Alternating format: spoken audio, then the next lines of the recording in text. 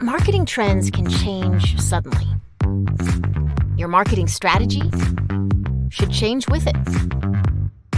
Let your data lead. Visit the page to learn more. Hi, everyone. Welcome to Ad Age Remotely. I'm Janine Poggi, Assistant Managing Editor here at Ad Age. Thanks so much for joining us. And a special thank you to our sponsor, Salesforce, for helping to make this live stream happen.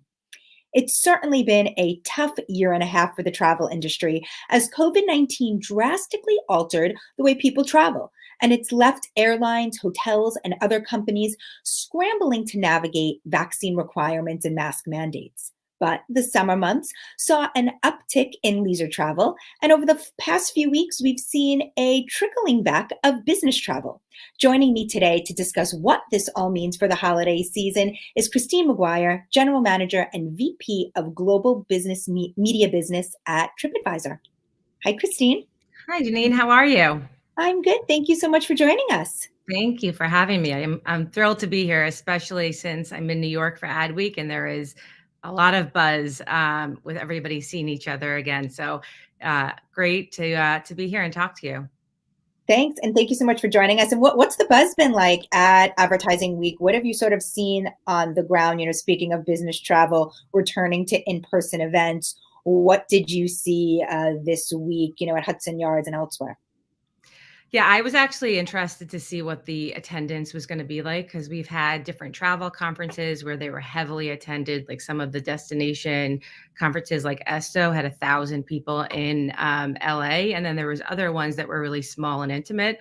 But it's been great. There's actually a really great buzz. There's a lot of energy. The way that it's been set up is sort of in like more micro moments.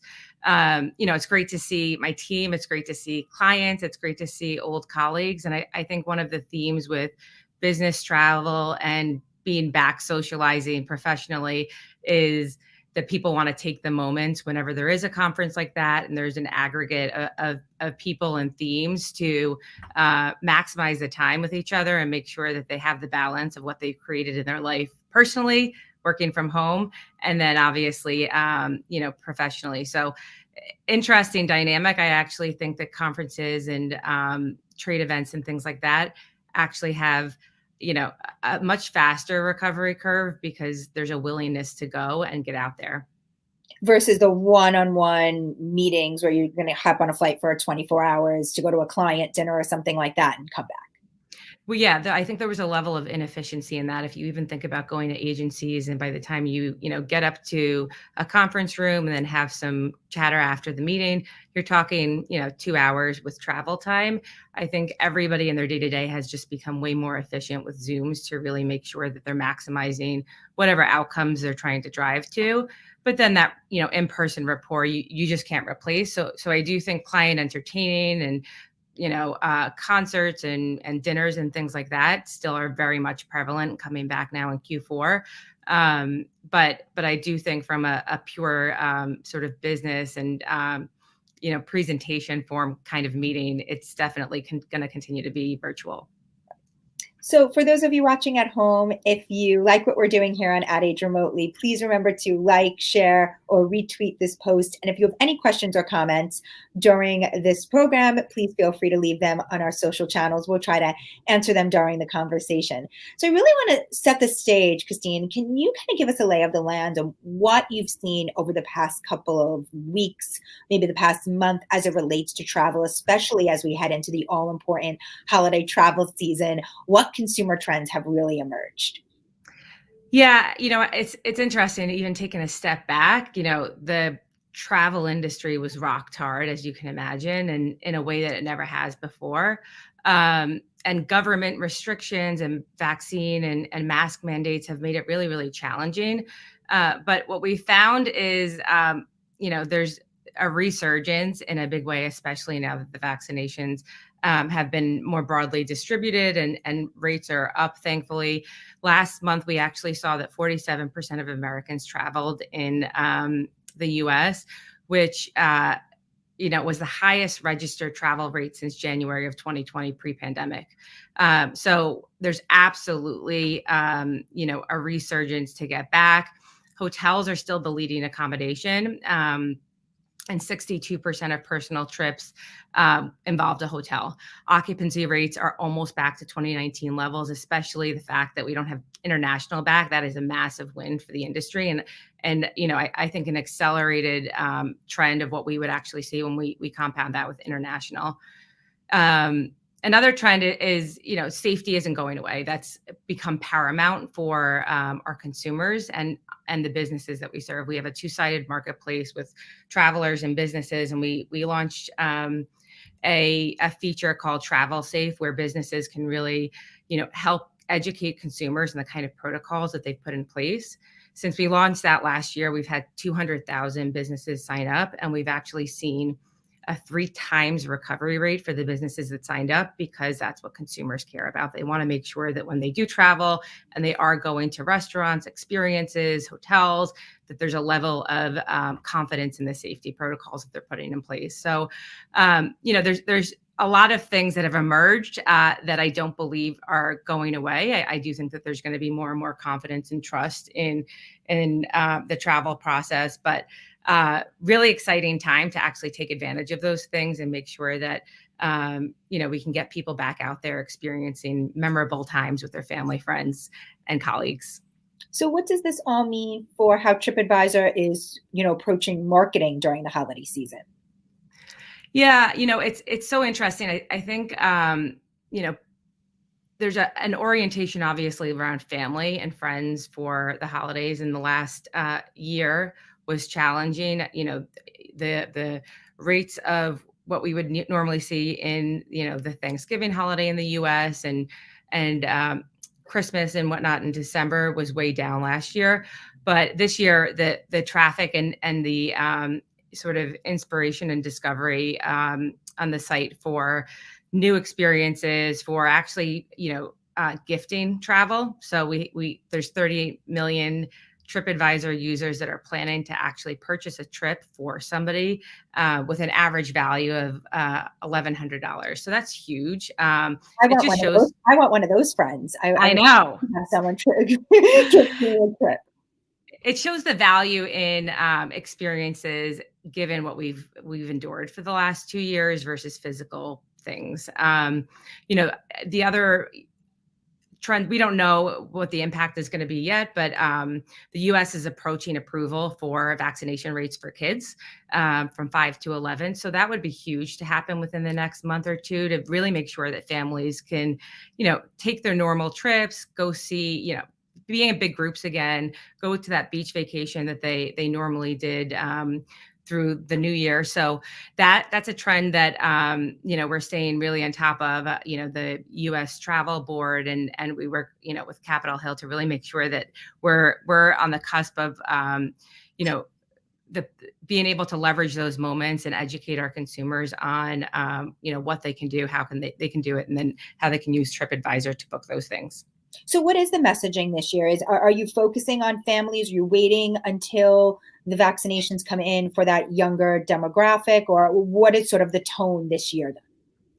Yeah, families are still vacationing. They're just vacationing much more locally and taking it, a much more frequent approach to it. So, it still really, really centers around safety. Like, kids are back to school now, and we have seen some breakthroughs, at the school, and ultimately that's what parents, care about. They're not going to go on a business trip if they're going to put their kid in any sort of danger. So, that's the messaging, is if, the vaccination rates are, up with kids, and the CDC is giving guidelines to that it's safe if, they operate within those things. And we obviously follow that. What do you think is the biggest hurdle right now for the travel industry?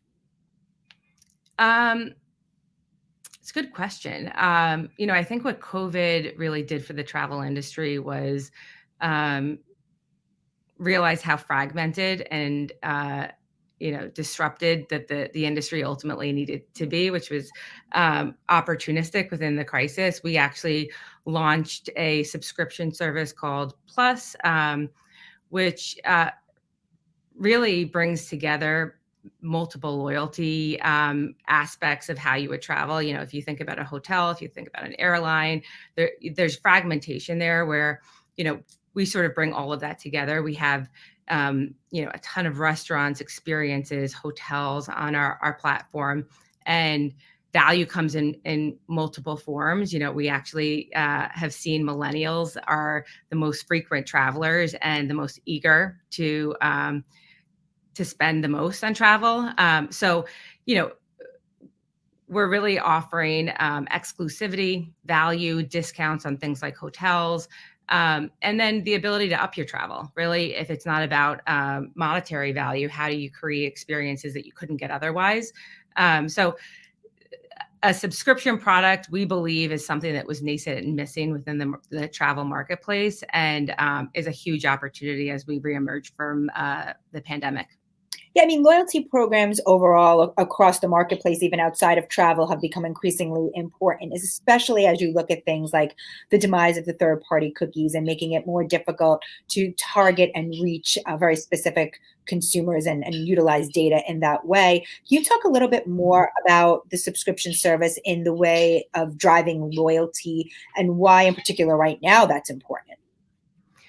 Yeah, obviously, the demise of the cookie is something that was on everybody's mind at the beginning of the year, especially me sort of running the global media business. But we're in a unique position where we have 100 million engaged members.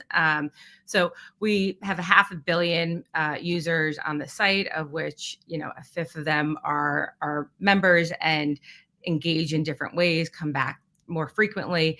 And we found a lot through our consumer research that those people are the most likely, obviously, to want something like this from TripAdvisor, to renew, to see multiple forms of value in that, with different forms of travel and adjacent categories. Like we did a partnership with Rent the Runway, we did a partnership with Audible. The realities of travel is it's, a traveler likes many things. A traveler needs things to travel. And how do we really bring all of those things together to maximize the value of what a subscription product could be? How are you looking to expand the program, and what other types of services or products are you potentially considering to match, new consumer behavior and trends? Yeah, we actually launched something called Reco, which is a trip designer concierge program. And if you think about the need to sort of maximize your time, especially as I just mentioned the millennial trend of being the most frequent travelers. That's a good example of something that would be included in the Plus program, and something that those subscribers could leverage to sort of maximize the time that they're spending on travel planning and make sure that they have the most memorable, valuable experience that they could whenever they are traveling.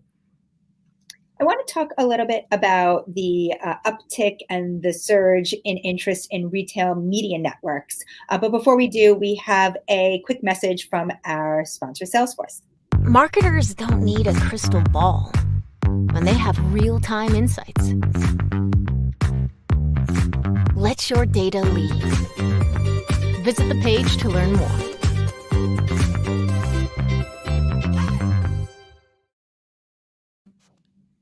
I'm Janine Poggi here with Christine Maguire, General Manager and VP of Global Media Business at TripAdvisor. As a reminder, if you have any questions or comments, feel free to leave them on our social channels. We'll try to get to them during this conversation. So, Christine, we've really seen a lot of brands expand their efforts around media networks, and TripAdvisor started one about 2 years ago. Can you provide an update on the state of that and how that's expanded?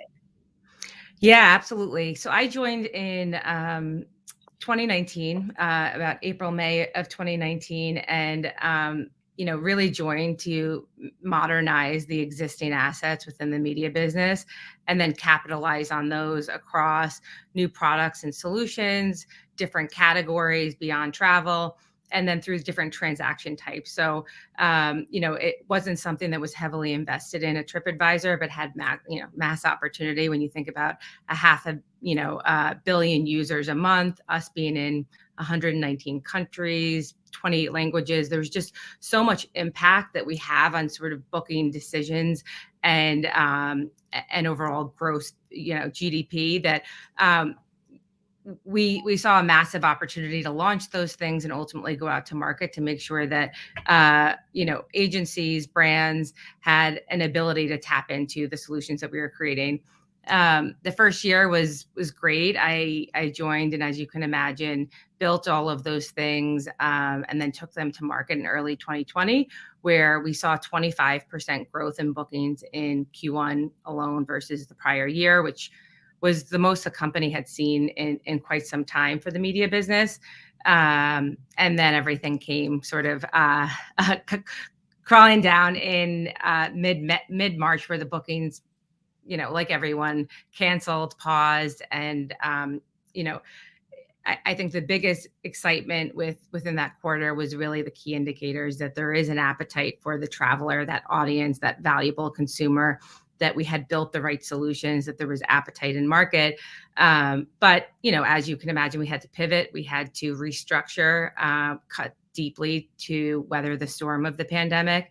But despite that, we've actually been able to do amazing deals with CPG companies, auto, finance, spirits, that really want to tap into our audience. They want to tap into our content, and they've seen great performance. So, we are really excited about the potential as we head into 2022 because of the success we've seen despite being a travel company in a global pandemic. What are brands and agencies really asking for, coming to you, asking about around the media network? Our first party data is extremely valuable. The richness within the data signals that we have on, 60% of our audience, shockingly enough, doesn't know where they want to go. And we have been able at TripAdvisor to make them go there, to give them inspiration to go somewhere new, give them confidence to go there. The other 40% knows where they're going, high intent, and is ready to book. So that the value in that audience can be leveraged in so many different ways across both non-endemic brands and core travel brands. So that's been the starting point. We've built a lot of capabilities, both in the insights that we're taking out to market and the targeting capabilities that we have. So, Destinations is a really good example of something that we built where they can really measure the impact of ad exposure on our site versus not marketing, and then be able to really rationalize every single investment that they're making with us. Hotels is obviously another one where we are, driving bookings and have an opportunity to really increase share of market for different, Hilton, Marriott, whatnot, because, again, that 60% has not made their decision on the destination, never mind the place that they're going to stay. So our first party data is core content, programs, influencers. If you think about TripAdvisor, it's, fellow travelers, people like you. It's a different form of an influencer, but we've built more curated influencer programs on top of that, where travelers are really going out and showing how you would take a trip to Peru, take a trip to Singapore, travel locally through the US. So, brands like HBO Max, Ford, Lysol, we really done great work with them throughout the course of this year. So excited to see what that continues to bring as we head into 2022. So what are the next steps or growth opportunities moving into the new year? I go back to first party data and influencer marketing. I think those two are critical to the impact that we can drive for brands and the ways that we can leverage data to be more efficient and productive, both in the ways that they're thinking about strategies and planning and measuring impact and performance. the other thing that we found is, I think everybody saw this through COVID, that you don't need ultra premium from a content curation perspective and production. If anything, people like to see other people like them who have been there before, and there's a level of trust in it. So those two things are huge and what we're leaning into. We've also built a self-serve platform for small and medium businesses that really want to tap into the TripAdvisor audience. So that's been huge as you think about independent hotels and restaurants, smaller attractions that, we, don't have the resource to service it directly, but they're able to really reach that audience and, drive outcomes for their business directly on our media manager. So you mentioned a few examples of influencer marketing in terms of showing people taking trips, things like that. But what are some other ways that, TripAdvisor may lean into influencer marketing in 2022? How are you looking at a platform like TikTok and others? Yeah, it's I was with some TikTok people yesterday, and I actually think it's a massive opportunity for us to really activate in a bigger way on that platform. But we've had a franchise called Traveler's Choice for many, many years. It's coveted by every travel category, and they really take it as an aspect of pride in the ways that they market, the ways that they actually brand TripAdvisor within their storefront. So, our one of the things we're going to lean into is really taking influencers out to experience those winners, the best of the best, the traveler's choice of beaches, hotels, restaurants, so they can continue to sort of double down on the experience that they can lead other consumers into. So that's one example of many. It's a massive franchise. It gets unbelievable scale from a consumer engagement perspective, then obviously is very valuable from a business perspective as well.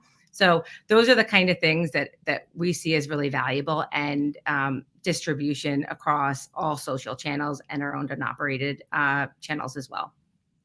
Thanks to those of you who are watching at home. Hi to Jamie, Craig, Natalie, and Dave. Thanks for tuning in.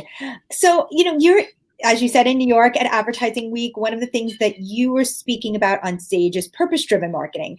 Can you talk about the company's efforts around that and maybe some larger trends in purpose-driven marketing? Yeah, I joined in 2019, and one of the things that I loved about TripAdvisor was the philanthropic nature of our CEO and the kind of foundations that he created. Interestingly enough, most CEOs are ready to sort of like position and get it out there to the consumer and the marketing base, but he actually didn't really want to promote it.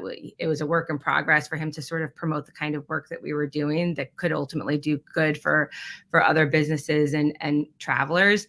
So that was number one. We already had a head of social impact. We already had a head of ED&I. They were already massive priorities for our business. So I believe in continuing to authentically invest in those things. We had to cut unbelievably through COVID, and those aren't areas we touched because we knew the long-term value and the sustainable progress that we needed to continue to make. I would also say that we've done consumer research, and 95% of people say that they're changing at least one thing permanently, that their values, their lifestyle that was altered through COVID. I can personally say, I'm probably, permanently changing 3 to 5 things, because there's, an opportunity to sort of rethink what matters and make sure that you're leaning into the things that are more sustainable, are better for your mental and physical wellness, are giving back to the local communities from restaurant and small and medium business perspective. So the opportunity to really internally walk the talk and then be able to, create products and services that really speak to every ethnicity, every, cultural value is sort of the next form of what we've been doing. And, we have small and medium businesses that are able to self-identify if they're women-owned, if they're LGBTQ-owned, if they're Black-owned. So those are the kind of ways that we've, sort of taken an internal look and then ultimately taken that out into our products and services and our marketing campaigns. How about as it relates to diversity, equity, and inclusion? How are you evaluating and what are you doing differently over the past year as it relates to being more inclusive and diverse in marketing and media? Yeah, we took a hard look at all of our creative, at all of our photography, at all of our copy. That was one huge overhaul across all of TripAdvisor. Um, I think some other areas that really bleed through are listening. The ERGs are extremely active and massive pillars within TripAdvisor of the ways that we learn and we continue to get better. So we've had a lot of learning and development programs in place. We changed our recruiting practices and put a scorecard in place and make sure that there's consistency across the way that we go out and recruit for new hires. But I think the thing that we've really leaned into most is, thinking about how we can retain the amazing talent through, inclusive practices and making sure that we're starting the meeting and we're framing things in sort of the most inclusive way that people feel safe and comfortable, and it's a place that they want to work and contribute to. How is this being reflected in the marketing? You mentioned the creative process and sort of that changing, but how will that change sort of how you're going out to consumers? In the content that we're creating. So we've created guides for Pride Month. We have done multicultural campaigns with Ford Bronco. There's a product inclusion team on our consumer side that's really thinking about the ways that they're ideating and then building new products and services. So it comes in the form of many ways. And I'm a big believer in progress over perfection. I think that it's a continued sort of evolution that needs to be built into every practice that we have. But it's something that our partners have felt that it's what they want to tap into because they authentically believe that TripAdvisor is good for diversity, for inclusion, for safety, for all of the things that are critical to people now that they've had to take an internal look through COVID. How about the media you're utilizing? We've been covering and paying close attention to, agencies and brands really looking to shift some of their ad spend to Black-owned and other minority-owned media channels. How are you assessing that, and what is your strategy moving forward? Yeah, so we, from a buy perspective, we don't, that was the first thing to go in COVID, as you can imagine, from a travel perspective. But we had, a massive brand rethink. We had, partnered with Havas as our agency of record. And we were looking at a very different approach to the way that we bought media, that we leaned in. And that was sort of early 2020 planning, again, before all the social reckoning. We haven't been spending on paid since. It's all sort of organic. But, Facebook, obviously a very good example of a rethink, a step back. Well, how do you navigate that? How do you navigate issues like that? How are you thinking about and evaluating that? Again, I'm on the sales side. So from a sales perspective, it's really showcasing the value and the trust and content moderation and the real authentic voices and people on our platform versus the ways that, some of the other social channels are really promoting things that aren't good for people, things that aren't healthy for wellness, mindfulness. So that's probably the differentiator of where we look at trust and authenticity and real voices of people versus, some of the other approaches from our competitive set. So what types of media are exciting you right now? Is there an opportunity for TripAdvisor to play in the metaverse or experiment with NFTs or what else are you thinking about? Yeah, we actually just won a drum award for a campaign that we did with Abu Dhabi, where wanderlust again through COVID and you can't travel. We had guides created where it was voice activated through Alexa. So I do think AR VR critical for us. Continued sort of social video expansion, and then ways that we can put promotions and branding opportunities back into the hands of our advertisers. We have partners that have multiple POIs constantly on new content, discounts, promotions, education. So we're creating an opportunity for brands to come in with brands like Starbucks and Dunkin' or Universal and Disney, and really be able to own authentically that channel on TripAdvisor and stay relevant in ways that they're promoting the work that they're doing and the progress that they're making. Well, Jamie had a comment that maybe you should consider a Roblox game, so something to consider. I love that. Well, Christine, thank you so much for joining us. Appreciate you being here, and enjoy the rest of Advertising Week. Thanks for having me. Thank you very much. Thank you to our sponsor, Salesforce. And as always, thank you to our Ad Age crew, Arabella Breck, Alfred Mascaroni, and Anna Sakula for helping to make this live stream happen. We have a great slate of marketing agency, media, and tech leaders joining us on remotely over the next few weeks. Check out adage.com/remotely for updates. Thanks everyone for tuning in.